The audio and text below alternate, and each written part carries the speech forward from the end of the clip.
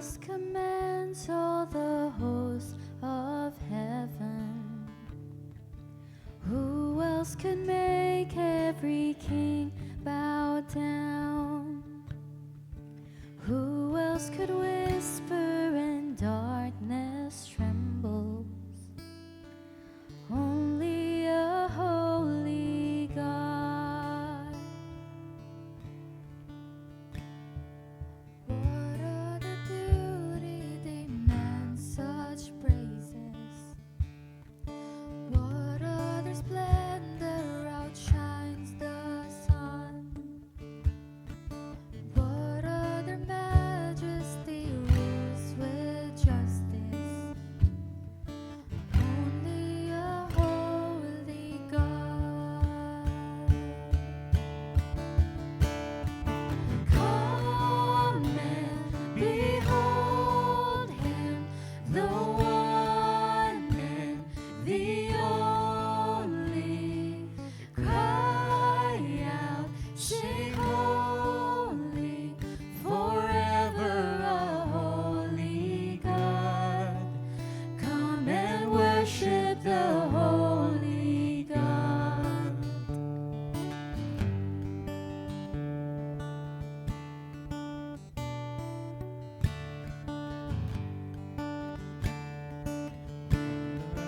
What other glory consumes like fire? What other power can raise the dead? What other name remains undefeated? Only a holy God. We sing, come. Come and behold Him, the one and the only. Cry out, sing holy, forever a holy God. Come and worship the holy God. Come and behold Him, the one and the only. Cry out, sing holy, forever a holy God. Come and worship the holy God.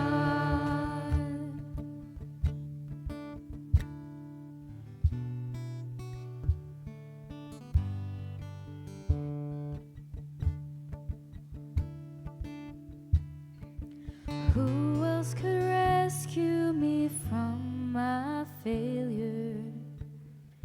Who else would offer His only Son? Who else invites me to call Him Father?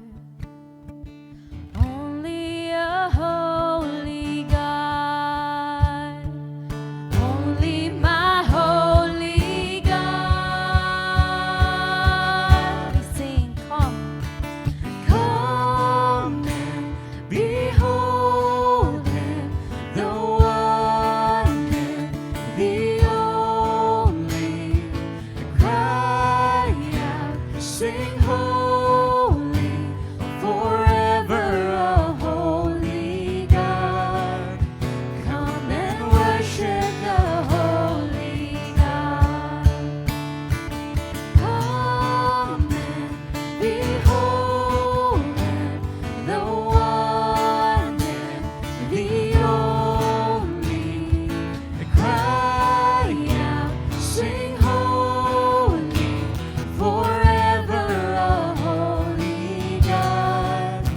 Come and worship the holy God. Come and worship the holy God. Lord, we come before you this morning, ready and willing to worship you and glorify your name. Lord, we thank you for this wonderful day, this morning, this week that you have blessed us with, that we can start by worshiping together as one family. And Lord, we thank you that we get to enjoy your presence in our lives. And indeed, you are with us, our holy God. Lord, thank you for this time of worship. And may we fully experience your presence in our lives, your presence in our midst. This is our prayer. In Jesus' name we pray. Amen. Good morning, church. Good morning po sa ating lahat. Indeed, it is a wonderful day to worship our God together. So may I ask everyone to stand? Let us rise and be ready to worship our holy God, the Prince of Peace, who is in our midst. Let me read 1 Chronicles 16:28-29.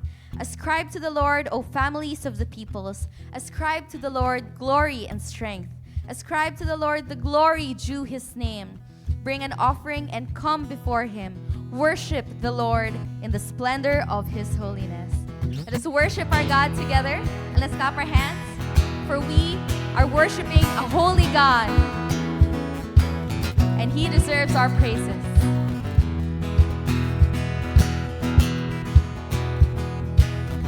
Let's sing together. You are holy. You are holy. You are mighty. You are mighty. You are worthy. You are worthy. Worthy of praise. Worthy of praise. I will follow. I will follow. I will listen. I will listen. I will love you I will love you all of my days. all of my days. And I will sing. And I You will are sing Lord of lords. You are King of kings. You are mighty God, Lord of everything. You're Emmanuel. You're the great I am. You're my Prince of Peace. You are wisdom and you're my living God. You're my salvation.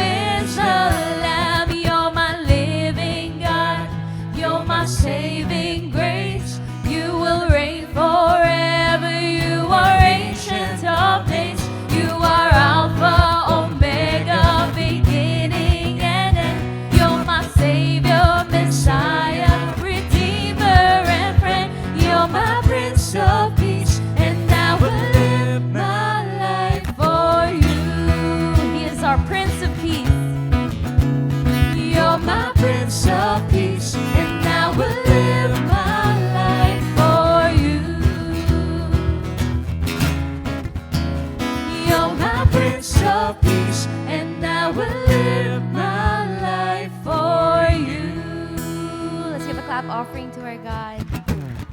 Indeed, He is worthy of all the praises.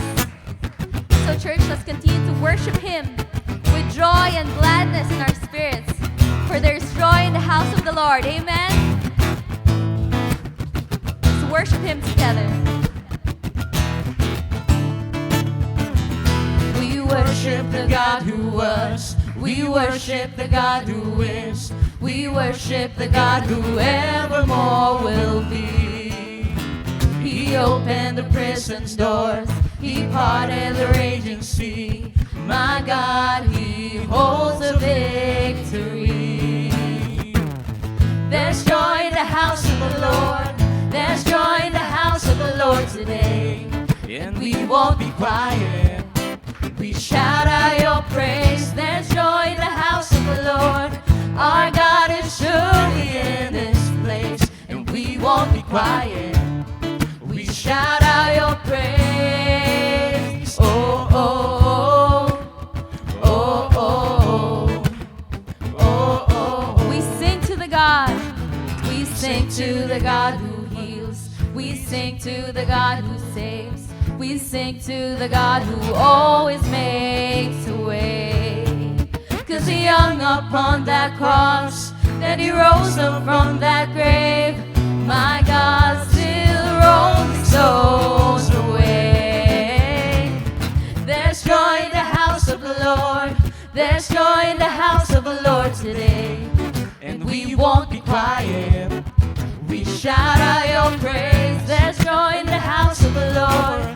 Our God is surely in this place. And we won't be quiet. We shout out your praise. We were the beggars, now we're royalty. We were the prisoners, now we're running free. We are forgiven, accepted, redeemed by His grace. Let the house of the Lord sing praise. Oh, 'cause we were the beggars, now we're royalty. We were the prisoners, now we're running free.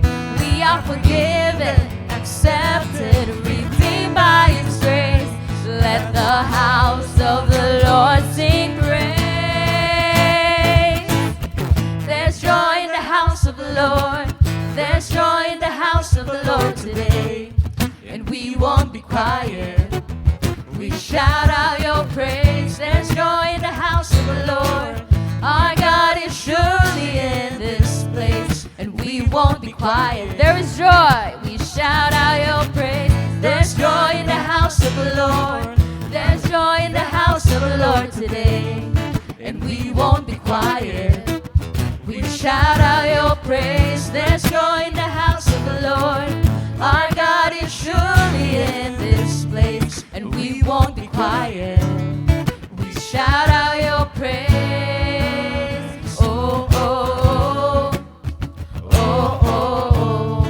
We shout out your praise. We shout out your praise. Oh, oh, oh, oh, oh, oh, oh, oh. We shout out your praise. Indeed, we experience the fullness of joy in the presence of our God who is holy and worthy of our praises. As we continue to worship our God together, let's take this time to settle down. Remove any hindrance from your hearts and your minds to fully worship the Lord.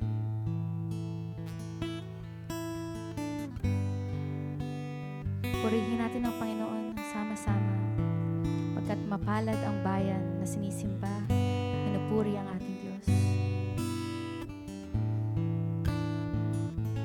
Si Yahweh ang tanging Diyos, may gawa ng lahat ng mabuti, ang lahat ng nilikha mo'y sumasamba sa iyo. Ang aming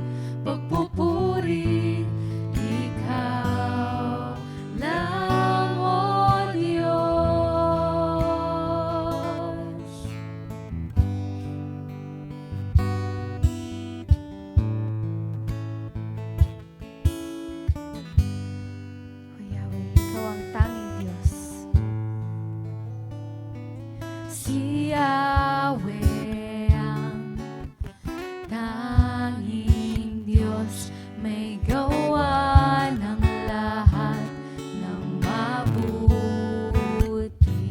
ang lahat ng nilikha mo'y sumasamba sa iyo. Ang aming bayan, ang aming bayay, pinupuri ka, itinataas, dinadakila. Ang aming puso ay isang umaawit sa iyo.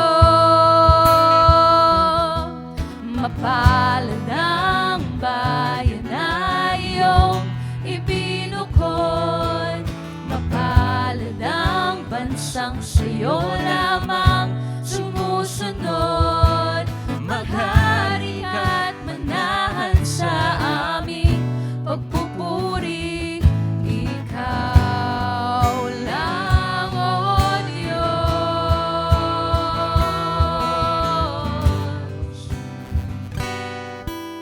Maghari ka, O Diyos, sa aming mga buhay. Kami patuloy nakakanta ng Alleluia. Alleluia, Alleluia. Taas natin ang ating mga boses. Pinupuri natin ang Diyos ng sama-sama. Alleluia, Alleluia. Pinupuri ka namin. Alleluia, Alleluia, Alleluia. Pinupuri ka namin.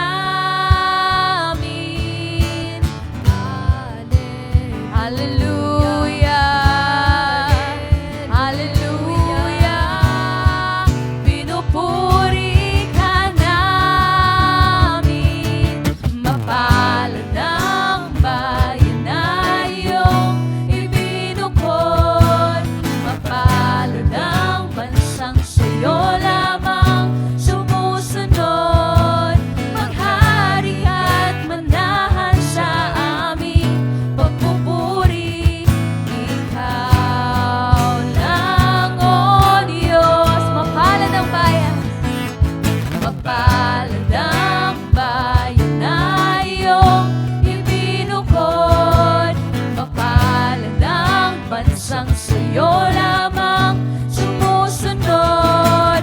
Maghari ka't manahan sa aming pagpupuri, ikaw lang, O Diyos. Ikaw lang, O Diyos. Ikaw lang, O Diyos. Ikaw lang, O Diyos.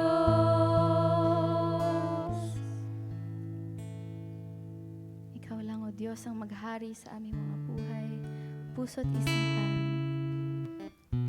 Lord, we thank you because we are blessed as a church, as a country, when we obey you, when we are set apart to do your will for our lives.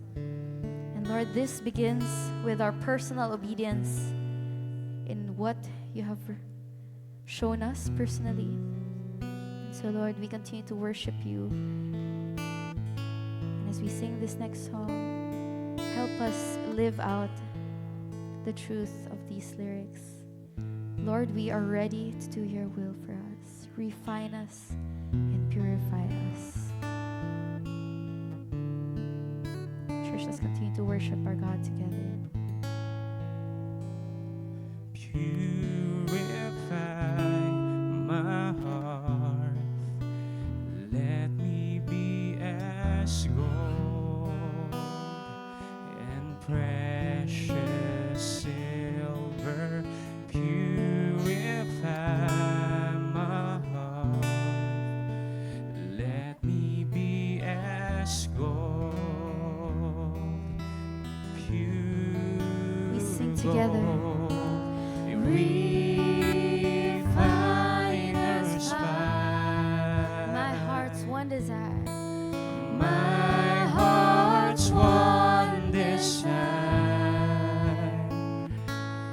is to be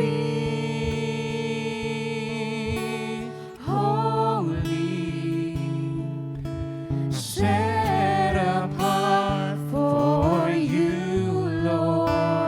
I choose to be holy, set apart for you, my Master, ready to do your will.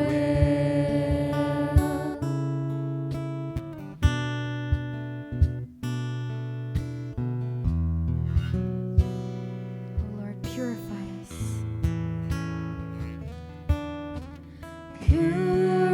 Purify my heart, cleanse me from within, and make me holy. And make me holy, purify my heart, Cleanse me from my sin. Deep within, refiner's fire. My heart's one desire is to be holy, set apart for you, Lord. I choose to be holy, set apart for you, my Master, ready to do your will.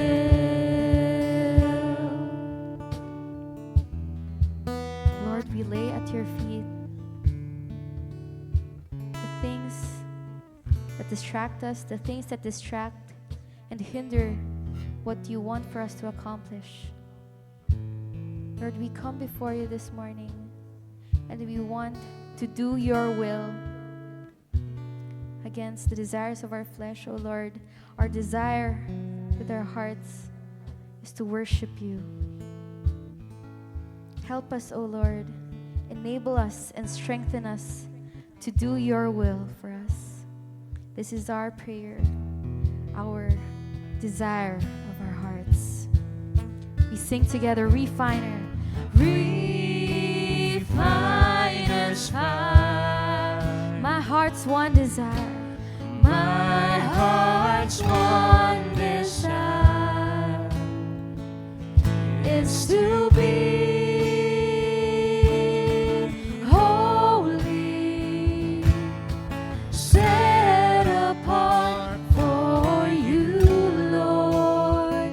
I choose to be holy, set apart for you, my Master, ready to do your will. I am ready, O Lord. I am ready to do your will. Make me ready to do your will.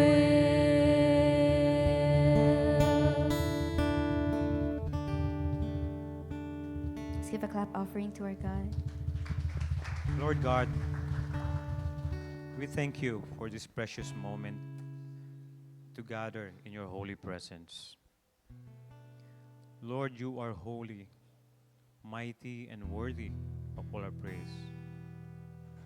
We lift up your name and honor you with all that we are, Lord God. Lord, our hearts are filled with joy because truly there is joy in the house of the Lord. Thank you for being the center of our worship, the reason why we sing and rejoice today. Father, we humbly ask that you refine us, purify our hearts, shape our characters, and mold us into vessels, Lord, that reflect your glory. In Jesus' name, amen. Amen. Good morning. Good morning and welcome to GCF Northwest Sunday Worship. And before we take our seats, kindly go around po and greet our brothers and sisters. A warm GCF welcome. Ayan. Good morning po. Good morning sa lahat. Magandang umaga.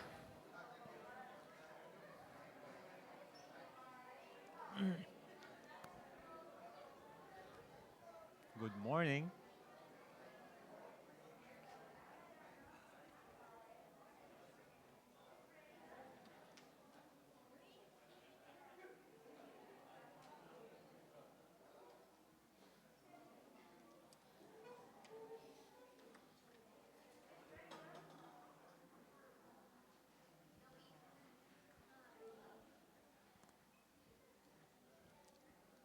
Okay, once again, good morning sa lahat. No? If this is your first time attending our worship service or have just recently started joining yung ating worship service, please remain standing or maybe ask you to stand up so that we may greet you po.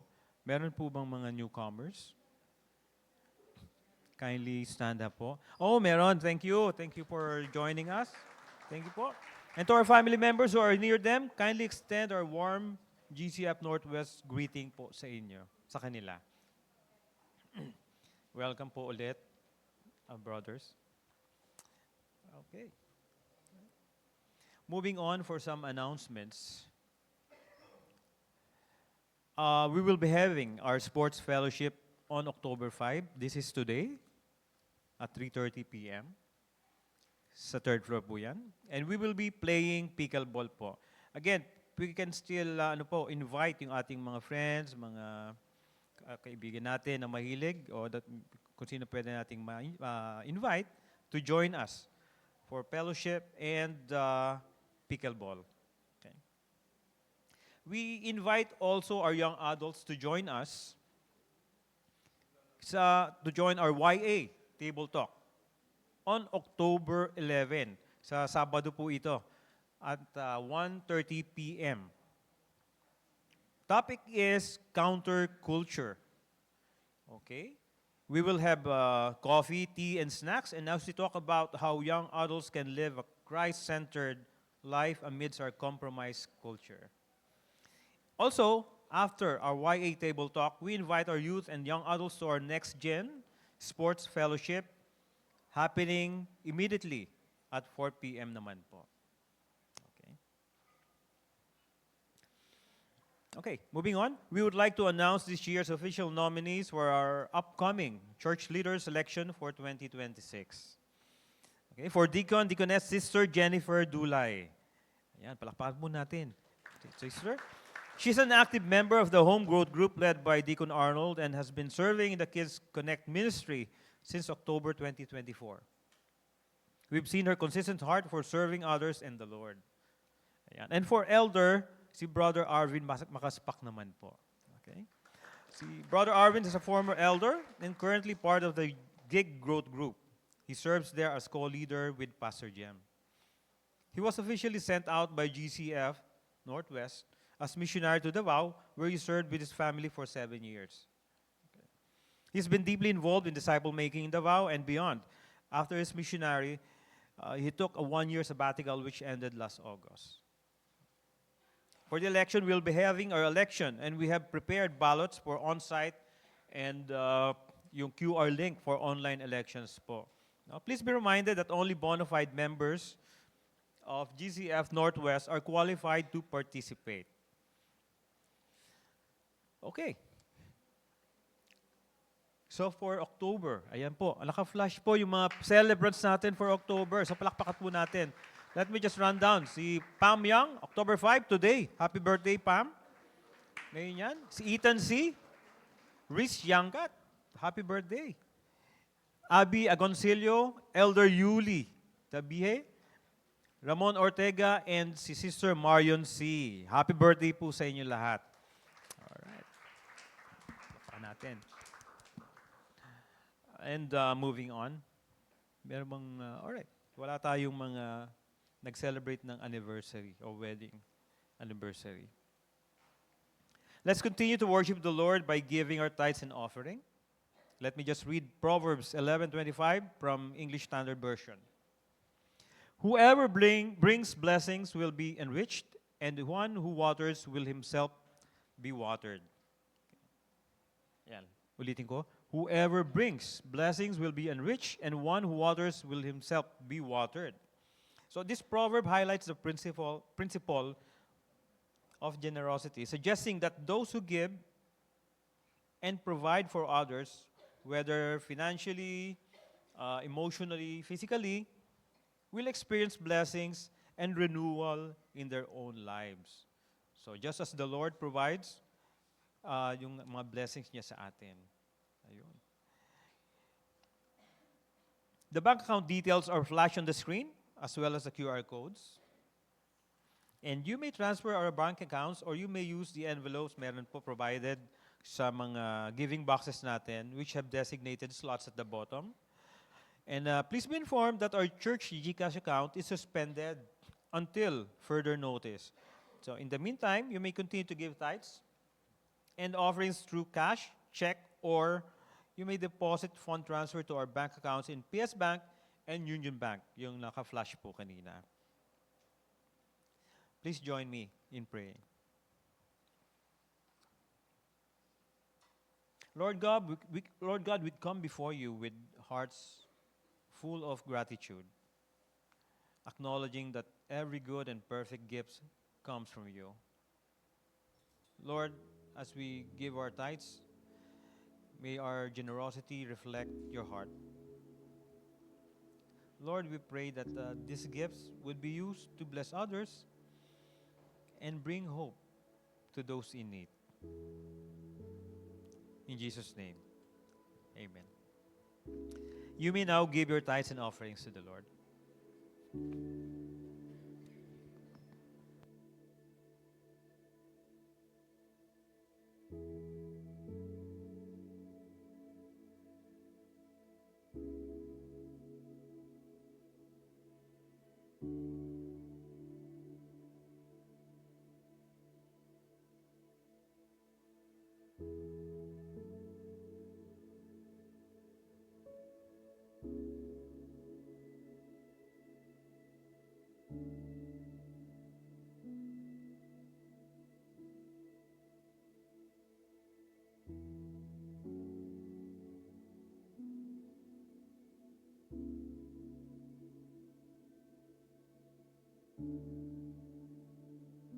We worship the Lord by spending time in prayer as a church family.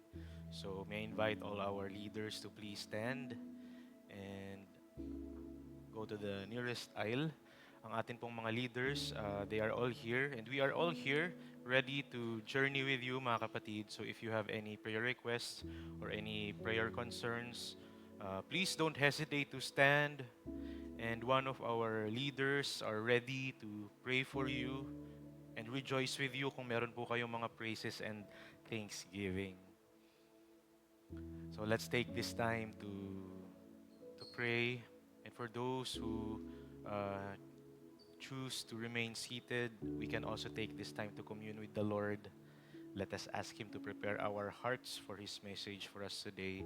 So we'll be spending a few moments in silence and in prayer. And later on, I will close our segment in prayer as well.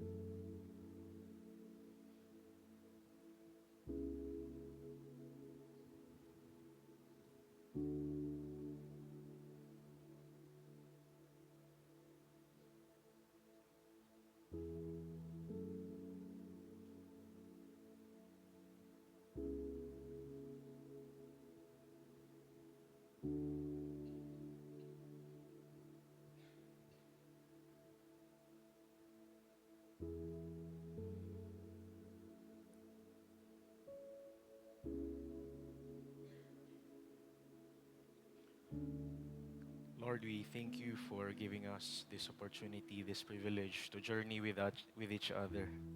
We thank you, Lord, for the gift of community.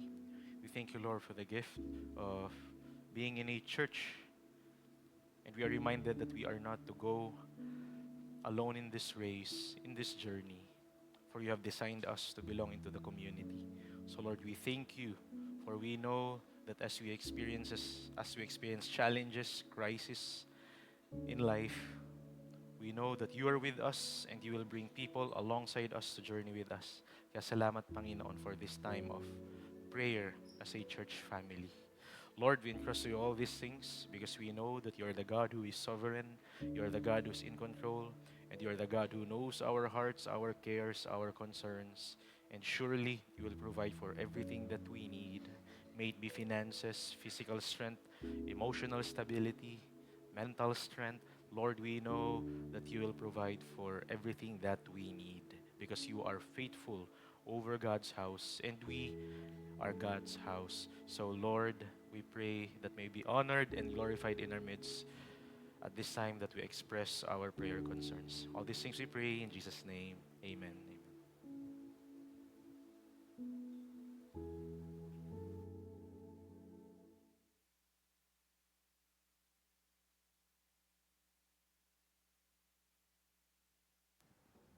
Good morning. In reverence to the reading of God's Word, let's all rise. Our scripture today is found in Hebrews chapter 12, verses 14 to 17, from the English Standard Version. Let's all read together. Strive for peace with everyone, and for the holiness without which no one will see the Lord. See to it that no one fails to obtain the grace of God, that no root of bitterness springs up and causes trouble, and by it many become defiled. That no one is sexually immoral or unholy like Esau, who sold his birthright for a single meal. For you know that afterward, when he desired to inherit the blessing, he was rejected.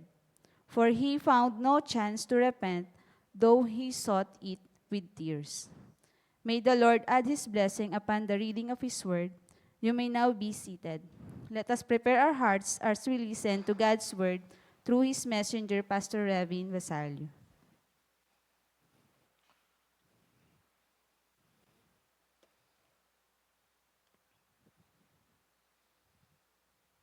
Good morning, GCF Northwest.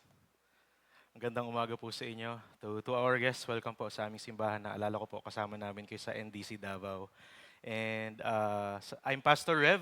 Sa mga hindi po nakakilala, I'm one of the pastors here in GCF Northwest. And today, we will continue our passage in Hebrews. So last Sunday po, we talked about hardships in life. All of us were given the challenge to endure hardships as God's discipline. At alam niyo po, this week, may mga extra hardships again ang bansang Pilipinas. Nung mga nakaraang linggo, nagkaroon po ng protesta. Last week, nagkaroon po ng matinding bagyo. This week, alam naman na siguro po natin na meron pong matinding lindol na nangyari po sa Cebu. 6.9 magnitude po yun, mga kapatid. Matindi po yun. At kung makita po natin yung mga videos sa Facebook, makita natin kung grabe yung pinagdaanan po ng ating mga kapatiran doon. At alam nyo po, pagkatapos ng lindol, sa Davao naman po, nagkaroon po ng matinding sunog. And according to the news, at least 500 families lost homes to fires in Davao and Cagayan de Oro. 500 families, mga kapatid. Napakadaming hardships na pinagdadaanan po ng mga tao na naapektuhan. Bagyo, lindol, sunog, nagkasunod-sunod. Naisip po ba natin yun, mga kapatid? Grabe, nagsunod-sunod po ah. Ito pong mga pangyayaring ito ay di po natin to kontrolado. Wala po tayong laban sa mga ito, mga natural disasters na ito. Pero ito pong mga to, hindi rin naman po ito nakakagulat. Dahil actually, winarningan na po tayo ng Panginoong Jesus about dito. These are just the beginning of birth pains. Palapit ng papalapit ang araw ng pagdating ni Jesus, palagim ng palagim ang mga nangyayari po sa mundo. Mga mangyayari pa sa mundo. And Jesus already warned us of these signs. Natural disasters, global unrest, and moral decay.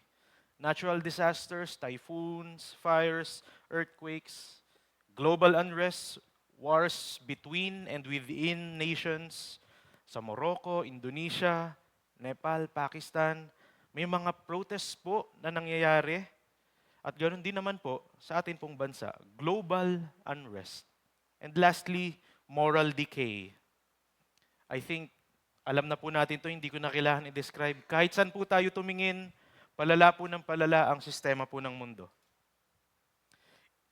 Influencers, famous people, government leaders, global leaders, there are powerful and influential people whose principles are not right, are evil in the sight of the Lord.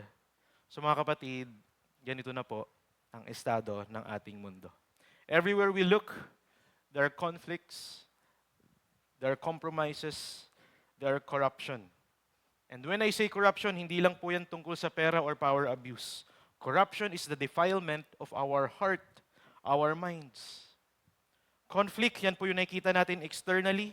Corruption, yan naman po yung namumuo sa loob po natin. And again, mga kapatid, patagal ng patagal, palagim ng palagim, palala ng palala ang mga mangyayari po sa mundo. Natural disasters, global unrest, moral decays, external conflicts, internal corruption, these are signs that the end is near, that the coming of the Lord Christ is near. And as a church, we have to be careful. And so today, we will be reminded that amidst all these evil things happening, we must preserve the church. We must preserve the church amidst conflict and corruption. Our passage today is Hebrews 12:14-17.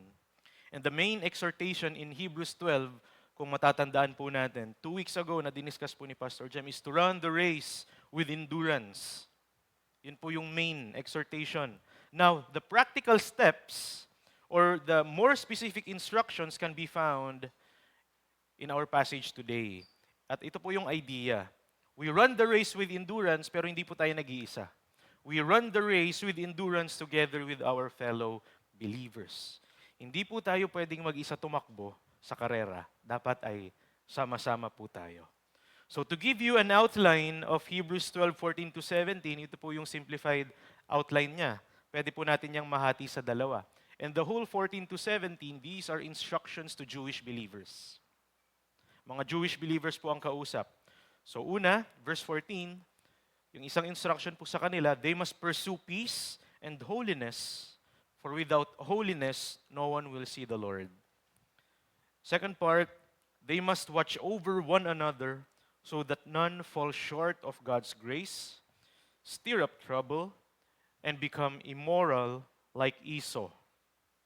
Let me emphasize that second point. They must watch over one another. In our context, it's an important instruction as well, mga kapatid. Hindi lang po sa kanila. We need to watch over one another. And why do we need to watch over one another? Simple lang po, dahil conflict and corruption are prevalent in our nation. Again, everywhere we look, there are conflicts and corruption in our nation, in our community. And if we are not careful about it, we can be greatly affected and influenced, especially if we don't have a strong community. Mahirap po mag-isa sa oras po ngayon. Wala pong taong kaya ang mag-isa. We need each other.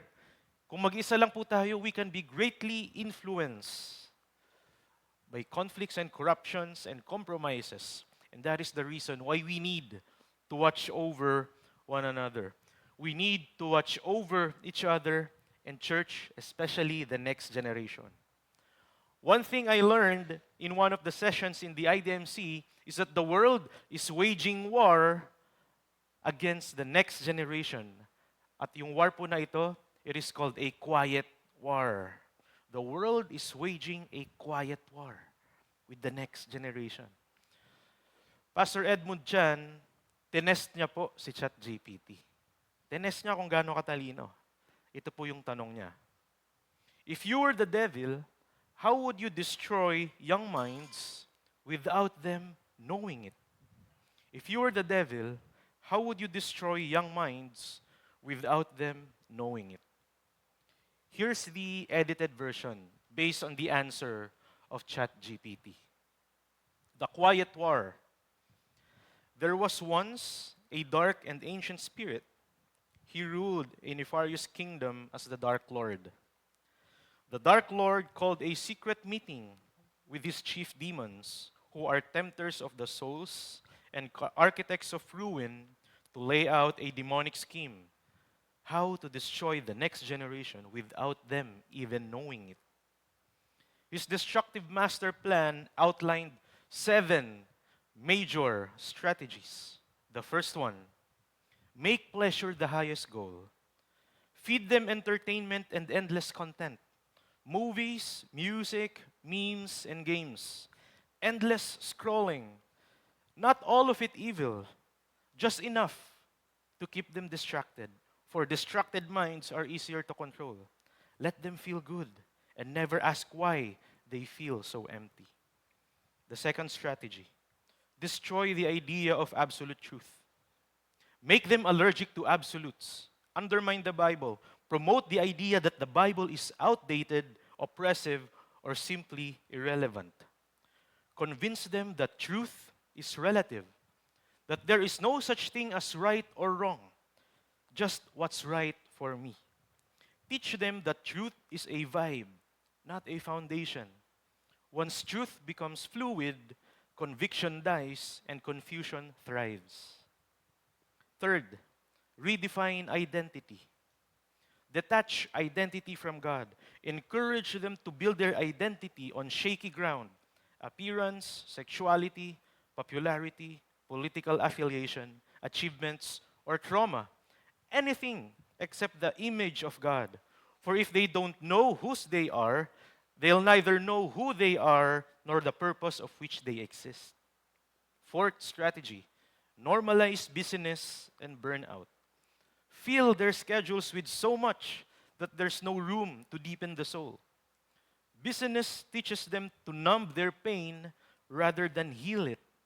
So keep them scrolling, swiping, chasing vain pursuits, and never asking, why am I here? Or what happens when I die? Make them mistake their pleasure and empty pursuits for meaning and purpose. Fifth strategy, hijack their heroes. I won't attack God directly.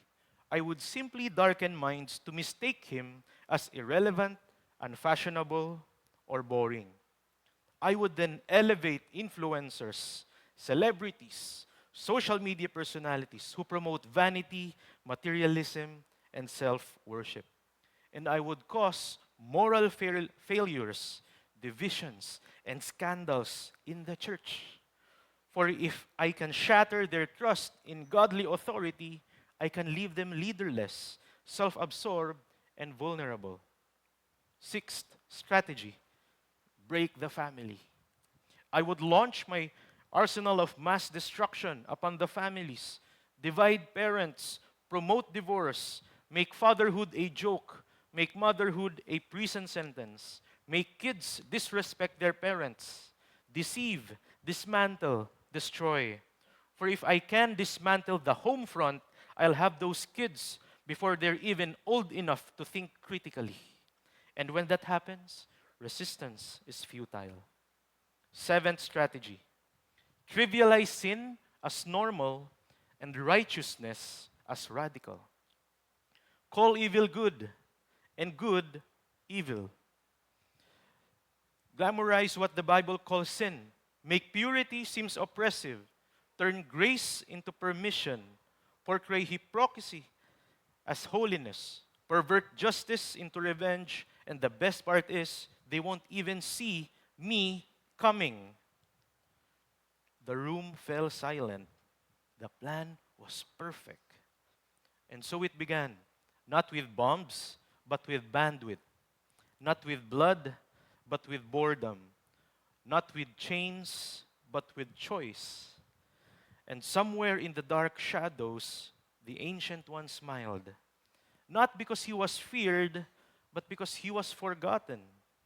And one by one, the children who forgot who they were and what they are living for.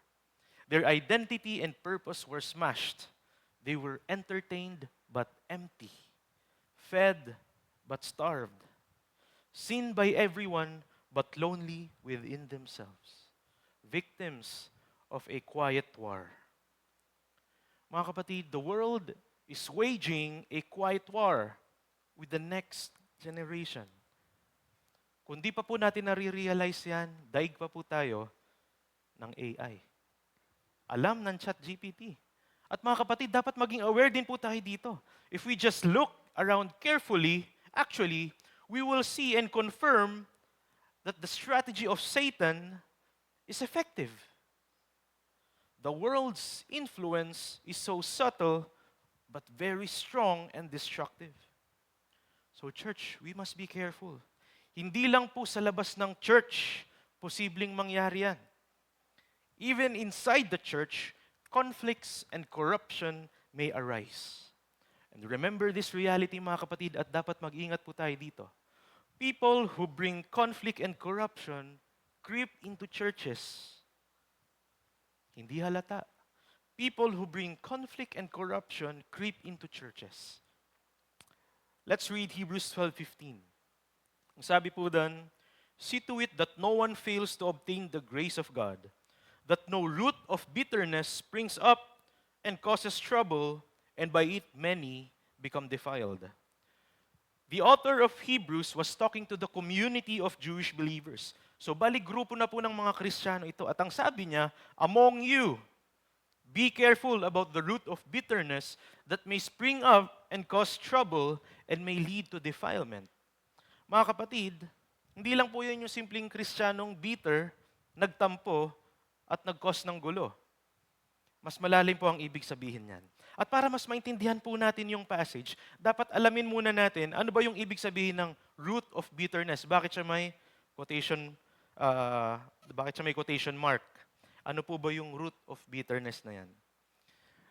Mga kapatid, sa tagal po nating dinidiscuss ang Hebrews, siguro po alam na po natin na matalino po ang author ng Hebrews. Matalino dahil alam niya ang salita ng Panginoon. Ito pong verse 15, kinuha niya po yan sa isang Old Testament passage. At para mas maintindihan po natin yung root of bitterness, tignan po natin yung pinagkuhanan or pinagbasihan ng author of Hebrews. Sa Deuteronomy 29:18-20. Root of bitterness in the Old Testament. Babasahin ko po kahit medyo mahaba. Para maintindihan po natin. Ang sabi po rito, beware lest there be among you a man or woman or clan or tribe whose heart is turning away today from the Lord our God to go and serve the gods of those nations. Beware lest there be among you a root bearing poisonous and bitter fruit. One who, when he hears the words of his sworn covenant, blesses himself in his heart, saying, I shall be safe, though I walk in the stubbornness of my heart. Verse 20, the Lord will not be willing to forgive him. In this passage, Moses was talking to the people of Israel. They are God's covenant people. Yung Israel, God's covenant people. And in this passage, we see that the root is not just a bitter root. It is a poisonous root who bears bitter fruit. Now let's describe that bitter and poisonous root. First, take note. This bitter root is a man or a woman among them. Kasama nila. Hindi yan galing sa labas. Nasa loob na yan ng God's covenant people. Second, this man's heart was turning away from God. His heart was turning away from God because he was serving the gods of other nations.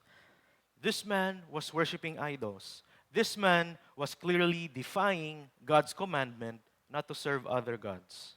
Third, though he was hearing God's covenant, he was saying to himself, I shall be safe, even if I walk in the stubbornness of my heart. Ibig sabihin nito, naririnig niya yung commandments ng Panginoong Diyos, naririnig niya yung covenant ng Panginoong Diyos, pero intentionally, hindi niya po ito sinusunod or wala po siyang pake. This root of bitterness was intentionally and deliberately sinning against God. He knew God's word, he knew God himself, he was part of the congregation, but his heart was against God, and he was deliberately going against God. And because of that, lastly, this kind of man, the Lord will not be willing to forgive him. The Lord will not be willing to forgive him. Why? Because in his heart, he rejects God. Though his race and nation was God's chosen race, God's covenant people, inwardly, he was rejecting God. In other words, externally, it looks like he was part of a God-believing nation, but inwardly, he did not believe in God. Sa context po natin mga kapatid, Kristiyano ka sa labas, pero sa loob hindi. Alam mo yung salita ng Diyos, pero hindi mo sinusunod. Umatin ka ng simbahan, pero ang puso mo wala sa Diyos. Sinasabi mong Kristiyano ka, pero alam mo na yung puso mo nire-reject ang Panginoong Yesus. Kasama mong sumamba ang mga totoong Kristiyano, pero ikaw meron kang idols. Idols sa buhay. May tawag dyan kapatid. False Christians. Church, the root of bitterness is evil, hiding, creeping into churches. Ang warning po sa atin ng author ng Hebrews, mga kapatid, mag-ingat kayo sa mga false Christians na maaaring kasama na ninyo sa inyong mga simbahan. At alam nyo po, hindi lang po Book of Hebrews ang nagsasabi niyan. Consistent po sa buong Biblia that there are false Christians, hindi lang po false Christians, even false teachers. At ito pa po ang gusto kong i-emphasize mga kapatid. Ang tawag sa kanila, root. Root, ugat. Para malaman natin ang bunga ng isang ugat, kailangan natin maghintay ng matagal na panahon. Hindi po agad-agad nakikita yan. Ibig sabihin sa simula, hindi mo mapapansin, masama pala yung ugat na yan. Masama pala yung ibubunga nito. Ibig sabihin sa simula mukhang okay. Ibig sabihin sa simula mukhang Kristiyano. False Christians creep into churches without being noticed. Ang delikado dyan, normally, na-expose na lang yan pag namunga na yan ng masama. Ano yung mga poisonous and bitter fruits ng ganon mga klaseng tao? Ano yung bunga niyan? Or ano yung mga pakay nila? What bitter roots do? Una, they draw people into unbelief. Bitterness blinds the heart of people. They blind the hearts of people to the goodness of God. When the heart becomes blind or calloused, faith weakens and people start doubting God's character. When people doubt God's character, they will not believe in Him, eventually reject Him, and will not obtain God's gracious gift of salvation. Kaya po sinabi ng author of Hebrews, see to it that no one fails to obtain the grace of God. Second, they divide people in the church. When bitter roots cause conflict, there will be casualties. Unresolved hurt easily grows into gossip, pride, or offense. In our time, because of social media, we can react quickly without thinking. And because of that, bitterness spreads faster. It spreads faster than reconciliation. Relationships are easily broken, breaking down the unity of the church, which Christ calls us to preserve. Third, they defile themselves and others. Root of bitterness, they reject holiness. They deliberately sin against God and take pleasure in worldly thoughts and actions. Much worse, they do not contain their unholiness within themselves. They strive to influence others also. They poison others' relationships, attitudes, and even ministries. And when we say poison, it means they slowly but surely defile the church. Church, these people are false Christians. These are roots of bitterness, and they are so destructive. They are so capable to bring conflict and corruption inside the church. Yan po ang ibig sabihin ng passage po na yun. Maaring na-witness na po natin yan sa simbahan. Siguro, yung iba po ay na-experience na rin po natin yan. At ang nakakatakot dito mga kapatid, all churches can be victims of these people. Tayo pong GCF Northwest, hindi po tayo exempted. By our own strength and wisdom, we cannot be 100% immune to these kinds of people. Nakakatakot po, no? At ang malala pa po nito, hindi sila madaling mapansin. Mapapansin na lang natin sila pag nagbunga na sila ng division, defilement, disbelief, and discouragement. At pag namunga na yan, delikado at mahirap, mga kapatid. Yan po yung ayaw nating mangyari. Yan po yung hindi po natin gustong mangyari, mga kapatid. And by our own, we are so vulnerable. But let me encourage you with this principle from the book of Hebrews. Christ is faithful to His church. Mahina tayo, natatakot tayo, may mga limitasyon tayo, nagkakamali rin tayo, but Christ is faithful to His church. We may potentially become victims of this conflict and corruption, but again, we can be confident not because of our own strength and wisdom, but because Christ is faithful to His church. Sinabi po yan sa Hebrews 3:6.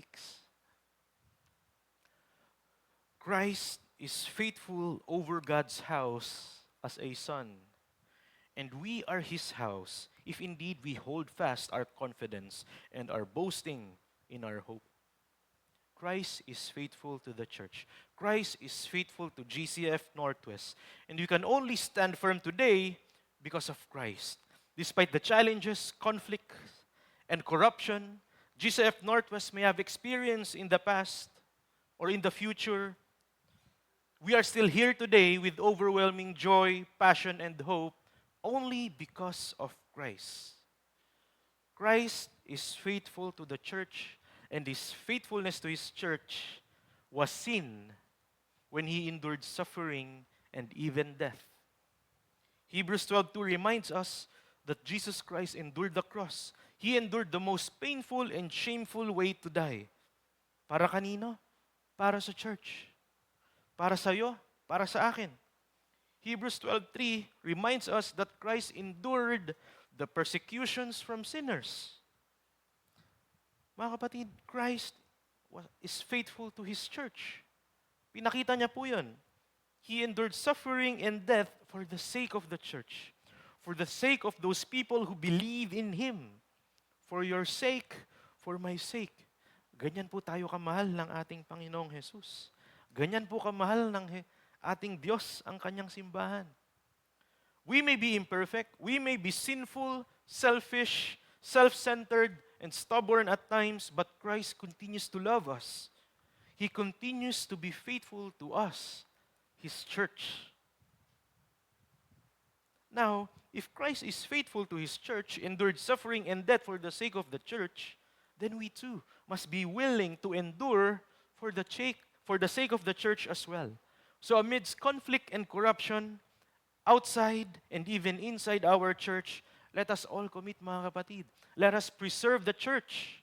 Let us preserve the church amidst conflict and corruption. This is what the Lord is challenging us to commit today. Let us preserve the church amidst conflict and corruption. The world is full of conflicts, corruption, chaos, and confusion, compromises. The world is waging war against the church by targeting the next generation. And the world is trying to creep in to the churches to cause division, defilement, and disbelief. Church, we should not let that happen. Let us run the race with endurance.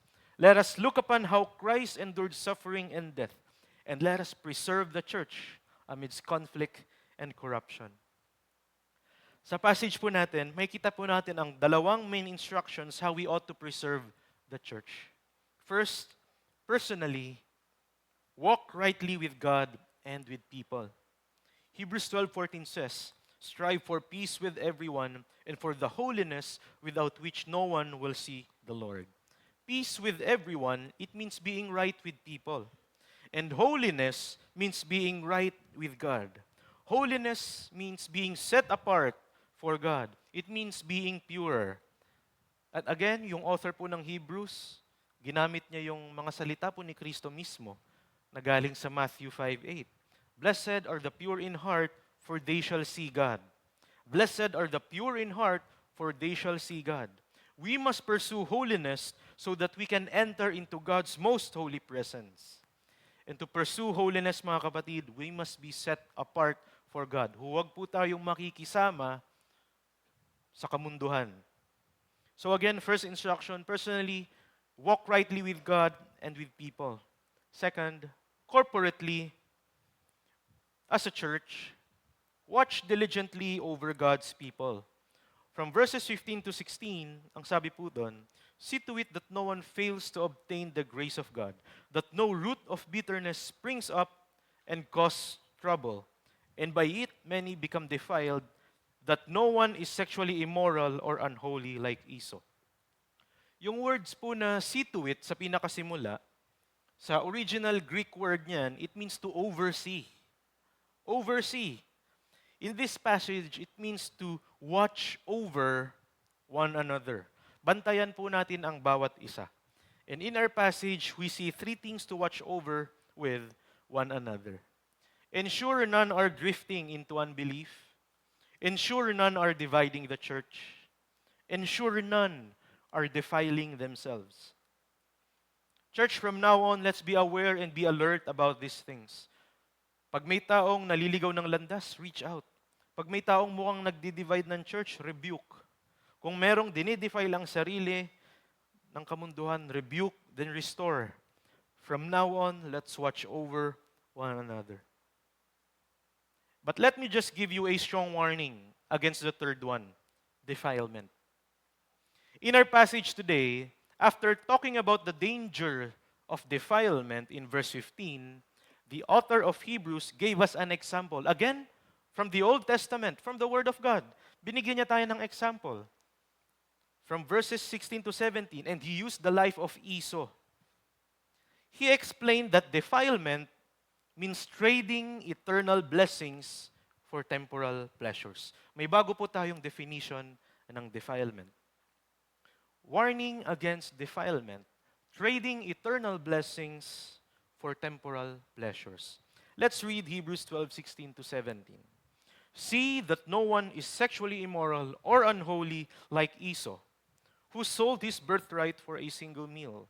For you know that afterward, when he desired to inherit the blessing, he was rejected, for he found no chance to repent, though he sought it with tears. This passage is so interesting because the author paired sexual immorality together with the example of Esau's holiness. First, mga kapatid, there is no record in the Bible that Esau committed any sexual sin.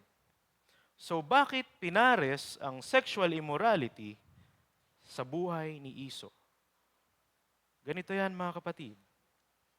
One day, Esau came home from hunting, exhausted and hungry. Definitely, he needed food to eat. Pagdating niya sa bahay, naamoy niya yung luto ng kapatid niyang si Jacob. Sabi niya, pahingi ng stew. Pahingi ng niluluto mo. Sabi ni Jacob, sige, pero sa akin na lang yung birthright mo. Si Esau ay panganay po na anak. At bilang panganay, meron kang blessing of inheritance, lalo na sa panahon nila. So pag panganay ka at hiningi ang birthright mo, ibig sabihin ng hinihingi, hindi lang basta-basta yung pagiging panganay mo. Hinihingi yung inheritance mo, yung blessing mo bilang panganay. Yung mamamana sa'yo, hinihingi. So in short, mga kapatid, Esau sold his birthright for a single meal. Ngayon, nung mamamatay na yung tatay nila, si Isaac, sinubukan ni Esau, bawiin yung birthright niya. Pero ano po ang sabi? He was rejected, for he found no chance to repent, though he sought it with tears. Nagmakaawa, umiyak, pero di niya nabawi. Napunta ang blessing niya sa kanyang kapatid. Esau was exhausted and hungry. He craved for food. That intense craving caused him to trade his inheritance for temporal pleasure. Nung gusto niya na bawiin, hindi na pwede. Repentance, ibig sabihin change, pagbabago. Sadly, ibig sabihin nun dito, hindi na mababago ni Esau ang ginawa niya. hindi niya na mababawi ang birthright niya. It's the same with sexual immorality, mga kapatid. It starts with an intense craving. And if you are so vulnerable, like how Esau was so exhausted and hungry, that intense craving would cause you to do something you cannot undo anymore. Mga kapatid, every time we defile ourselves, we are losing eternal rewards in heaven. Hindi po mawawala ang salvation natin, mga kapatid, pero mawawala po ang rewards. Tandaan niyo po, ilang beses po natin diniscuss na po sa Hebrews, sa langit, may rewards po tayo doon. And every time we defile ourselves, we are actually trading our eternal inheritance for temporal pleasures. Nakita niyo po yung incomparable na inheritance ni Esau sa isang pagkain, di po ba? Every time we defile ourselves, ganun din po ang nangyayari. Ang laki po ng blessing na mamimiss out po natin. Every time we please ourselves, every time we choose temporal pleasures. That's a strong warning for us, mga kapatid. Do not defile yourselves, and let us ensure that none of us are defiling ourselves in our church. Again, these are the two main instructions to preserve the church. Walk rightly with God and with people, and as a church, watch diligently over God's people. Now, how can we do these instructions? How can we walk rightly with God and with people? How can we watch diligently over God's people? Mga kapatid, 3 practical steps, and I pray that you would all commit to do this. Napakasimple lamang po. Una, prioritize reading the Scripture.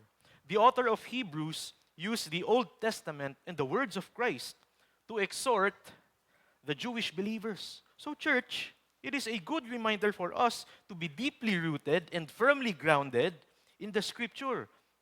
Let us prioritize reading the Scripture. Second, participate actively in a growth group.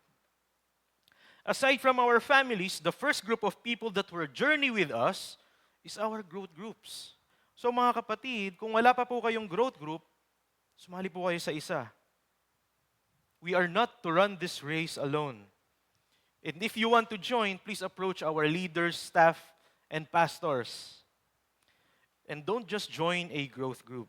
Be actively involved in your growth group so that you may develop deeper and meaningful relationships. Sa mga meron na pong growth group at nag-actively participate, I commend you, mga kapatid, ipagpatuloy po natin ito. Ipagpatuloy niyo po ang ginagawa niyo. At kapag meron po tayong kapatiran na nakikita po natin na seemingly nag-disengage, it is our job to watch over them. Let's reach out and let's ensure that they are also part of a growth group. Pangatlo po, pursue deeper fellowship with others. Huwag po tayo makontento sa simpleng kamusta lang. Tapos yun na. Let us pursue deeper conversations with people. It is only then that we would know their personal journey, current status, season, and struggles. Sana po hindi lang mababaw ang maging usapan po natin sa atin pong mga growth groups or sa atin pong mga kwentuhan or kamustahan. Hindi lang po sa growth groups, pero sa mga tao po na pinapadala ng Diyos po sa season po natin. Let us intentionally pursue deeper relationships, deeper fellowships, deeper conversations with others. And these are just some practical steps. At alam ko pong marami pa, but we can start with these 3. Prioritize reading the Scripture, participate actively in a growth group, and pursue deeper fellowship with others. And we do this because we care for the church, just as how Christ endured suffering and death for the sake of the church. As I end, mga kapatid, again, the world is full of conflict and corruption. Hindi lang po yan outside the church, pero meron din po yan sa loob. Because there are people who bring conflict and corruption inside the church. So mga kapatid, let us be aware and be alert that these kinds of people exist. They are roots of bitterness who cause disbelief, division, and defilement. And the dangerous part is, all churches can be victims, even us, GCF Northwest. But it's okay. Despite conflict and corruption, our confidence is in Christ. Because Christ is faithful to the church. And so as believers of Christ, the challenge today is clear. Let us all preserve the church amidst conflict and corruption. Let us all preserve the church amidst conflict and corruption. So let us walk rightly with God and with people. Let us watch diligently over one another. And at all costs, mga kapatid, let us preserve the church amidst conflict and corruption. Let's pray. Lord, many things have been happening to this world, and we can see natural disasters, global unrest, and moral decay. These things are not surprising because these things are signs that you will definitely come again. And as we get nearer to that glorious day, we know that things will get worse. So Lord, here we are, and we commit to preserve the church amidst conflict and corruption. And as we preserve the church, may you use the church to transform our nation as well. Marami pong nangyayari sa aming bansa. Gulo, bagyo, lindol, sunog, at marami pa pong iba, Panginoon. Pero kami po ay patuloy na ihahayag ang pangalan po ni Jesus, na si Jesus po ang Diyos at ang Panginoon ng aming bansang Pilipinas. Kaya patuloy po namin kayong sasambahin at dalangin po namin ito sa pangalan ni Jesus. Amen.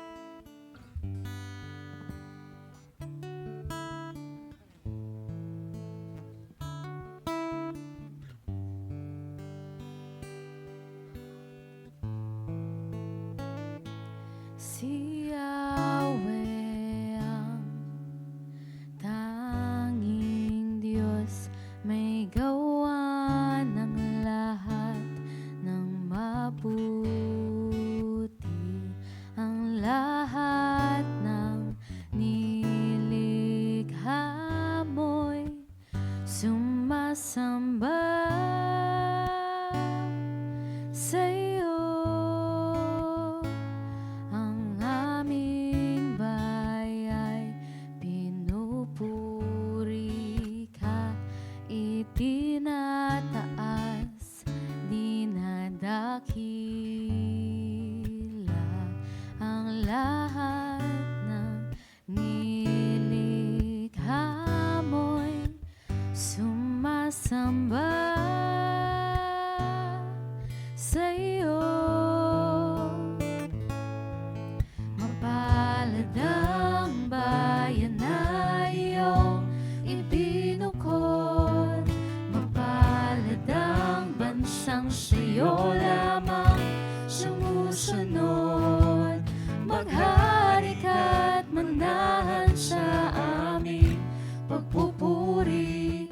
Ikaw lang, O Diyos. Nanyayahan po namin lahat na tumayo sa ating pagkanta. Na si Yahweh ang ating tanging Diyos. Awitin natin ito. Si Yahweh ang tanging Diyos, may gawa ng lahat ng mabuti. Ang lahat ng nilikha mo'y sumasamba sa'yo. Ang aming bayan, aming bayay, pinupuri ka, itinataas, dinadakila. Ang aming puso ay isa